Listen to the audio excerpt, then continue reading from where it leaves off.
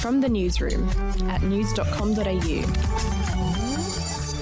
G'day, I'm Andrew Bucklow and this is the latest from the newsroom. It's Monday the 19th of July. Victorian Premier Daniel Andrews has confirmed the state's lockdown won't end tomorrow night as planned, but he hasn't yet revealed when it will be extended to. But we will not be, I'm sorry to say, ready to lift these restrictions at midnight tomorrow night. To do so would not be the right thing to do. It would be perhaps a few days of sunshine and then we'd be very high chance we'd be back in lockdown again. That's what I'm trying to avoid. We're trying to make sure we do this properly and bring these cases to an end, close off those chains of community transmission and then open with a sense of confidence that we can stay open. There were 16 COVID cases recorded in Victoria today. To New South Wales now, and the streak is over for that TikTok personality who managed to correctly predict the number of COVID cases in New South Wales for 5 days in a row. John Bernard Kairu said there'd be 109 new cases today, but there were actually only 98 cases. Health Minister Brad Hazzard said they figured out who was leaking the numbers after an internal review of how case data was being stored in the state's health system. Well, can I just say it was a disappointment that on something as serious as our messaging to the community in a 1 in 100 year pandemic, that clearly someone, somewhere in the system, was feeling the need to disclose those figures to somebody who was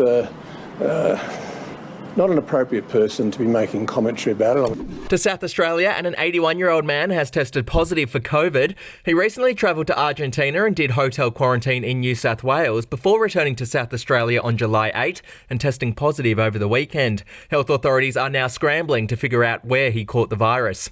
In other news, British media personality Katie Hopkins is set to be deported from Australia. She was in the country to appear on Channel 7's Big Brother VIP, but was dumped from the show on the weekend after breaking hotel quarantine rules. Home Affairs Minister Karen Andrews confirmed on the ABC today that Ms Hopkins' visa had been cancelled.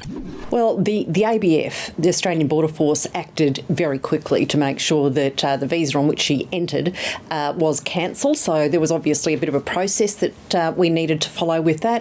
We will be getting her out of the country as soon as we can possibly arrange that. So I'm hopeful that it will happen imminently.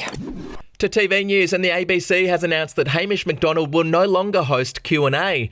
The shock departure comes just 18 months after McDonald took over from veteran host Tony Jones. McDonald said in a statement that he was really excited to be moving on to a new opportunity, but he did not reveal what that was. And finally, details have leaked about a shocking stunt on the upcoming season of SAS Australia. It's been claimed the celebrity contestants were exposed to tear gas during one of the show's brutal challenges. One of the female celebrities allegedly urinated on herself involuntarily, and two of the male celebrities passed out as a result of the gas. The show is set to air on Channel 7 later in the year. If you want news.com.au with fewer ads and member awards, get news.com.au premium today at news.com.au/premium membership. That's it from the newsroom. I'll be back with another update on Tuesday morning.